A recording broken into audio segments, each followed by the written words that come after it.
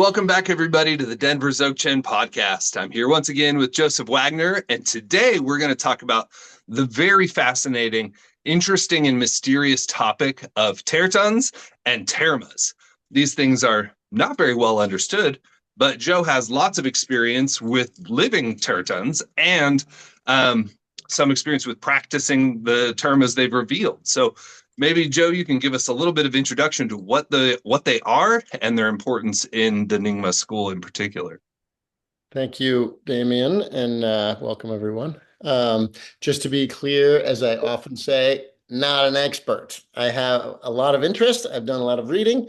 I've been very fortunate to be around a number of modern day living Tertons and even to be present when Termas were revealed. And I'm happy to share about that. But in terms of the whole history and the real meaning, people would do better to read the red book, The History of the Nyingma by Dudjom Terser, or there's a book that was put together by Chokgyur specifically on Termas and Tertons, and they present the real authoritarian view from the Nyingma school. I am just going to talk about my experience. So that said, most people think when they say Terma, what is that? It means treasure. Terton means person who reveals a treasure. And there are many things to say about this. The tradition is usually thought to have started in Tibet. It started Guru Rinpoche, gave the teachings to his close disciples, especially to Yeshe Tsogyal, his chief disciple. And then she, in most cases, there are various ways. There are different types. There are earth termas and water termas and mind termas. These days, mind termas are most common. In previous days, earth termas were more common than they are now. But in the case of earth termas, which is like a physical object is revealed from a place, whether it's from the sky or from under the ground or in a temple or whatever, oftentimes these are kind of condensed the essence of the teachings, and by concentrating on those, the karmic link the Terton has allows that text to expand in the Terton's mind, and they can write it down or recite it to someone else. People think this started in Tibet. It didn't. It actually started in India. There's quite a bit of history of treasures or texts being hidden during much earlier times. And I think the Tibetans must have known about this and then incorporated it into their tradition based on the stories that were told about Guru Rinpoche and his disciples being reborn to reveal these texts that were taught to them hundreds or even thousands of years ago and so forth. And what it really boils down to is an opportunity for us to receive living teachings that are, from the past that were given to disciples of Guru Rinpoche in the deep past, and then in the 8th, 9th century, if you follow the Tibetan history, and they were then concealed in various types of ways. And then these disciples were reborn, and then they have certain signs occur and visionary experiences and dreams and all kinds of cool things. And then they're able to reveal these treasures, sometimes in a physical form, sometimes just as a memory, kind of in a mental form, sometimes by remembering having revealed them in past lives. There are 7 different lineages of this. But today we'll just probably talk about the 2 most famous kinds, which are the earth terma, the sater, and the mind terma, the gong ter. That's just a general overview and not even well done. Well, and the importance of these is that they keep the lineage living. One of the most amazing things about it, because there's this principle that over time, as teachings are given but then not practiced by people or practiced incorrectly, then it starts to lose its potency because it kind of becomes casual, right? Like things that are casually related to lose all their power. And so much of the Vajrayana is our relationship to things with like keeping things very sacred and special. And if we make it casual, then we take away its power. This is what a lot of the rules of conduct in Vajrayana are about, are preserving that feeling of specialness. And so when a new teaching is revealed as a terma, then we have an opportunity to start over with this fresh regard for this teaching in a way that isn't corrupted over time by being treated haphazardly and casually, etc. And also updating it Guru Rinpoche's brilliance, they tend to become simpler and easier to practice over time as the world gets more complicated and we have less time for sadhanas that are this big. Now they can be condensed practices, often of major lineages, like 5 different Vajrakalaya practices condensed into one small, concise daily practice that can be done in modern times, which is truly amazing and such genius forethought. It's a very incredible means of keeping things fresh. And as it says in the common proverb, familiarity breeds contempt. And it's true, you're very familiar with the teaching, even if it's something very special. After a while, it loses its edge for you. It doesn't strike you the same way. Everybody likes something new, right? I think about this in the case of a band I personally like, Led Zeppelin. I have heard all the Led Zeppelin albums many times, and I still like them. I still occasionally listen to that stuff. But it's not like it was when I was introduced to that stuff when I was in college or whatever. Yeah. I think about those people listening to Led Zeppelin 1 for the first time. Their minds must have been blown, right? Now it's Yeah. very hard to recapture that for me with those same albums. So apparently, Guru Rinpoche knew about this, and he encouraged his main disciples to write down these teachings and to hide them, and then sometimes in a real magical way, and sometimes just like paper under like a statue's foot or something. And then through the power of his blessings, he was able to bless those beings that they would be reborn at a certain time when that teaching would be especially valuable, and to reveal it and to spread it. And this is one of the most interesting and fun sides of especially Nyingma Buddhism, although Kagyus have their Tertons too. Yeah. So you have some experience with Tertons, modern living Tertons. Maybe you could tell us a little bit about them and what it's like to be around a living Terton. I mean, I'm not the only one, because some of these famous Tertons, traveled to the West, like Dilgo Khyentse Rinpoche and Dudjom Rinpoche were very, very important lamas, and spent a lot of time in the West, and many Westerners met them in Nepal and so forth, and they were both very prolific Terma revealers. I have had this good fortune to spend some time with living Tertons, both here in the West and also in Tibet itself, which has been a real, not only a treat, but something like extremely rare and amazing. And so I'm happy to tell a little bit of those stories. Because of my friend Matthew Pistono, who some of you might know, I received a Terma substance in the form of a pill from a teacher in Eastern Tibet. This was probably now a little more than 20 years ago. Matthew had met this Terton, and the Terton had given him a few of these pills and said, give these to people who have faith. And I was right in this house, actually, right back there in that dark area. There was a little hallway when Matthew gave me this pill and said, he told me that story. I was very inspired. This is a modern day Terton who had made this from Terma substances that he had revealed. And I was so excited that I took the pill right then and I made some prostrations. And in the middle of making a few prostrations, just to honor that situation, I had my mind opened in a way that at that time, I thought had never occurred. And I had already been, a student of Tulku Urgyen for more than 10 years. And I was really like, wow, there is something to this. So I was making these prostrations and I made this aspiration. May I meet this Terton and may I become his student. May I receive teachings from him.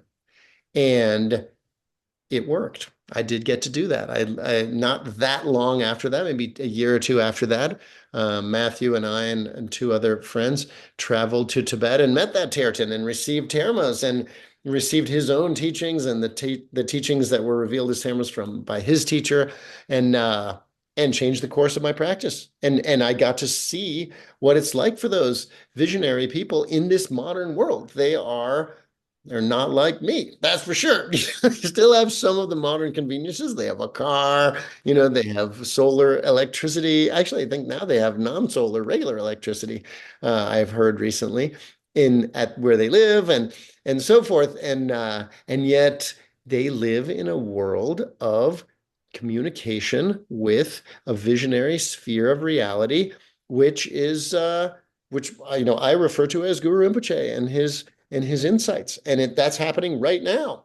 It has been amazing, incredible, and I've actually been present when he revealed several mind termas and did this kind of thing, and then started to recite these things, and one of the disciples, who's a good scribe, wrote that all down. And these days they record it, because everybody has phones and stuff, so they're able to record that and get it word for word.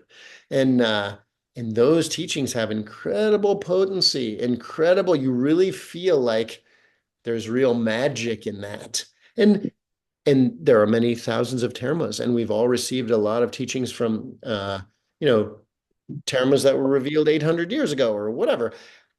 There is a difference between the ones that are right now that no one's ever practiced, that they've never seen the light of day. The teachings say that the fresh ones contain the living breath of the dakinis, and they really seem to. They sometimes make your hair stand up. The whole environment becomes electric with you feel like a kind of boundary has been pierced, and something is coming or going, or something is happening that is extraordinary. And everybody's hair stands up, and you really feel like, whoa, something's occurring. Pretty cool experience, pretty neat to be present when such things happen.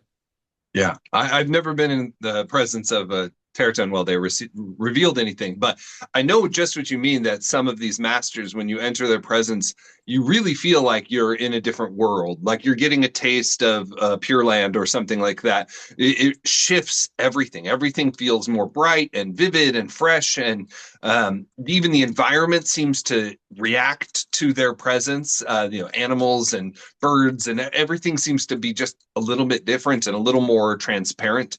The light seems to be Definitely. different. Yeah, and that's just pretty like incredible. So this magical world that they're living in, they're tapping into kind of these archetypal energies, if you will, at all times, and kind of these messages just come through, and so they're just speaking out a practice that then the disciples can take home and make part of their daily practice. And so have some of these become your daily practices? Oh, I've, I mean, it sounds boasty, but I don't mean to boast. I just good fortune. But I've been present when uh, three different Tertons revealed termas, and I've done all those practices like crazy. And sometimes they're so full of blessings, you hardly have to do the practice. You just a little bit of it, and you start to get that same thing you were talking about, this timelessness, this kind of incredible presence, and you really realize that there is only now. The termas are revealed supposedly from 800. When is 800 years ago? When is 800 AD? When is that? That's right now. These things are right now, and there's something about time kind of almost collapsing, both during a revelatory experience, if one has that good fortune, or even when you do these practices that are so fresh. There's something like untrammeled about it, no dust on it, so to speak. As Yeah. you said before, you know, a practice like Tigle Gyatchen, like the inmost Guru Yoga of Longchen Nyingthig, which Jigme Lingpa, revealed as a kind of instruction from Longchenpa, that was a few hundred years ago. And I'm sure that it was a different practice when it first was taught, that very first few teachings, than it is when hundreds of people have gotten in public empowerments. And, what is it? 95% never do the practice, or they do it and they don't like it, or they have funny ideas. The text is still, of course, totally pure. I love that practice and have done it a lot, but it's a little different than when you know for a fact that nobody has ever seen this before, not since whenever it was originally written or whatever the circumstances are. I'm not, talking too much about ontology, just my own experience, but there's something very profound about it, where every word seems to carry a kind of weight that it doesn't always carry in practices that we're very familiar with, or which are in the, you know, to think of Sheldrake and his morphogenetic field, it seems like they develop a certain ambiance around them. It doesn't mean that you can't gain accomplishment by doing the practices, but everybody likes something new, right? It's kind of nice, and I'm that way too. So I of course have done, to finish up with your original question, all the practices that I was present for, which is not a few.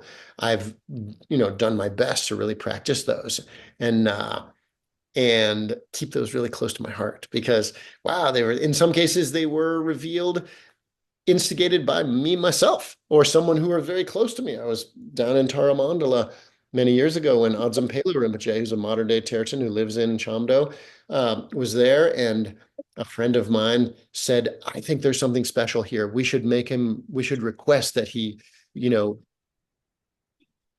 reveal the teachings. Wow, I would say that, and a fighter jet just flew over, which is like one of those super loud fighter jets. Maybe because it's Memorial Day, or maybe Ozum is saying, "Don't tell these stories." I don't know. Anyway, uh, I was part of the instigation of that. She requested, and then I started to prostrate, and she started to prostrate, and everybody got up and prostrated, and Rinpoche was like, "Oh," and then he came out with something, and that's of course became everyone's main practice, I'm sure, for a little while. Uh, but yeah, it's very special. It's something very rare, and these days increasingly rare because the lifestyle of a Terton is not like the lifestyle of ordinary people. My teachers in Tibet, they live in a way that is indistinguishable from how Tibetans lived 1,000 years ago. They have some modern conveniences, but their internal life and their connection to the environment and the link with the past, which is really a kind of living present for them, is very different from how I live. So it's really neat to see, and it's a wonderful thing if you have that kind of opportunity. And just as a aside, one other thing that I'd like to take this opportunity to mention the importance of Samaya, because even if it's not a modern Terama or something, one thing I have noticed is if you really have an impeccable relationship with one of your teachers, that also makes the practices way more powerful. Like, like I have one teacher who, when I do practices related to him, they work way more than any other teaching I might receive from here. So really, like, preserving that good relationship with a teacher and preserving your Samaya with them can also, because I think some of what you're experiencing is because of the potency of your relationship also, right? Like, not just that it's a Dharma.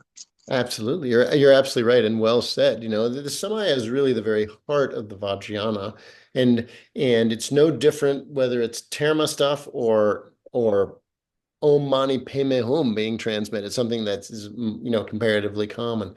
It is, when you receive Vajrayana teachings, there are different aspects of that. One is the perfect teacher, one is the perfect disciple, someone with just devotion and so forth. Teachings can't even occur if those things aren't there. But another one is the perfect time. And what is the perfect time? The constant and certain eternity, which is right now. We enter into that right now, the fourth time, outside of past, present, and future. And in that moment, all things are present, whether they were, hidden as termas or whatever we call those, or they're, a pure vision that's coming right now, or something that the teacher received from the long lineage of the Kama that goes all the way back to the time of the Buddha. When you enter into the perfect time, which is eternity, which is outside the three times, then that potency is also present. So I don't want to, say things like, oh, it's foolish to practice unless you can practice these fresh. No, it's not like that at all. Everything is as fresh as we allow it to be. But since we're talking about termas and it plays such a large role in the history of the Nyingma, it keeps everything fresh again and again. It's fun to think about those things and the magic involved with them. Totally. And my experience is that the termas, they really do have special qualities that seem to be related to our time. Because they're kind of like modified or condensed in ways that make them so much more accessible. than some of the older traditions, where it really can be like daunting task. You open the sadhana and you're like, this is a commitment, and most of us don't have time for that. And so having access to these teachings that could be like one page, some of them, like Jigme Punsuk's termas that I've practiced, they're extremely condensed but also extremely profound. They're often united with the Dzogchen view, and so that's kind of this other element that seems to be a part of the termas as well, is it's not just their essentialized quality or their freshness, but also because there's this heavy Ati yoga element in many of them, it seems, that really gives them kind of a special quality. I think that's for sure true. I mean, the peak of the views and the practices in the Nyingma school is Dzogchen, Ati, and most of the termas that I have been present for have been either straight Ati Dzogchen teachings, like mind teachings, or what's called, Maha Ati, like has to do with visualization practices, Maha yoga practices, but entirely, as you said, from the Dzogchen view. And I think that's because Guru Rinpoche predicted that, when just before the candle of the Dharma burns out, then it's going to blaze brightly with Dzogchen teachings, and that's our time. So, Yeah. not to be negative about it, thinking things are dying out, but things are changing very dramatically, and the lifestyle that supports in-depth, long-term practice is not present for most of the world. We're all busy, and I think that's one of the reasons that things are so much more condensed now. If you think Guru Rinpoche knew the 3 times, then he also knew that people were going to have less time. So you have to pack more into less, and you have to imbue it with the spirit of realization, which is the Dzogchen view. So I think that that's part of the reason that these things have grown increasingly condensed as they become more and more modern. Yeah. And I think there'd been no discussion of termas would be complete without discussing our 2 main lineages, the Longchen Nyingthig and Chokgyur Lingpa's lineages, both really 2 of the most important lineages in all of Tibetan Buddhism, but really both terma lineages. And so maybe you would share a little brief introduction to those for people who aren't aware. And these are some of the more accessible. And, if you're interested, there's lots of people teaching these 2 lineages. Yeah, the Longchen Nyingthig is still probably right now the most important lineage in the Nyingma school. Everyone seems to have received these empowerments and the teachings that go with them, and the Dzogchen manual that comes from the Longchen Nyingthig, called Tri Yeshe Lama, the Instructions of the Wisdom Guru, is the most popular means for giving those teachings. And so many people have this. I think there's a third one, though, that's really big, and that's the Dudjom lineages, both from Dudjom Lingpa and his immediate rebirth or whatever, since they were both alive at the same time, Dudjom Rinpoche, Jigdrol Yeshe Dorje. That's also a major force in the Nyingma school right now. And there are modern termas being revealed, but these 3 are the biggest. Everybody knows about the Longchen Nyingthig. This came, everyone thinks Longchen is the same as Longchenpa, so it must come from Longchenpa. But actually, it doesn't all come from Longchenpa, as most people, I'm sure, are familiar with, and you can read about this in various source books. But in short, Jigme Lingpa had a visionary experience during a dream when he went to Bodhanath in Nepal and received some scrolls from the protector Rahula. And when he swallowed those, that was him receiving those termas. And that's where the actual terma lineage comes from, not from Longchenpa.